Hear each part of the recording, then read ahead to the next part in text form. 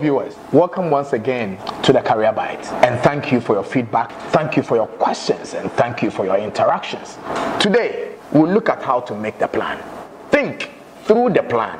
Piece the plan as they come in bits together. So quickly visualize the long-term career goal and find the short-term activities to reach this goal. To add ink to the plan, please write them down. As part of making the plan, sample the plan.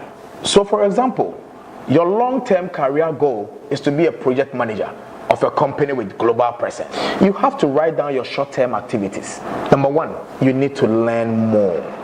You need to talk to at least 2 people in this area to share with you the demands on the job and the expectations of the role. Number 2, you need to develop related skills. How do you do this? Take on a short course, take on programs, go on seminars, meet relevant people, network progressively. Number 3, practice new skills.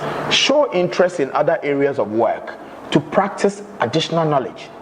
Sometimes stay an hour late or come in an hour early to practice the new skills and see whether it is impacting on your role. Get experience. Ask your line manager for a small project to manage without conflicting with your job description, but rather complementing your performance. The point is that you need to gather loads of experience toward achieving your career goal. Remember that in gathering your experience, you may fail, but you will learn.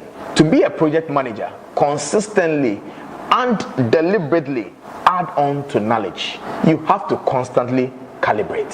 Personally, every year, I ensure I attend trainings, seminars, courses, even as a CEO, to enhance learning and knowledge. So I will advise, check your CV every quarter if you are adding value to yourself. The whole idea is that we live to learn, either formal or informal.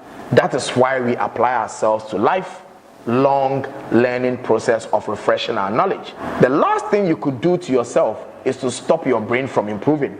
Continuous improvement is important. Employers hire your brain, they don't hire you. So next week, we are going to discuss how to follow your career plan. Until then, see you again.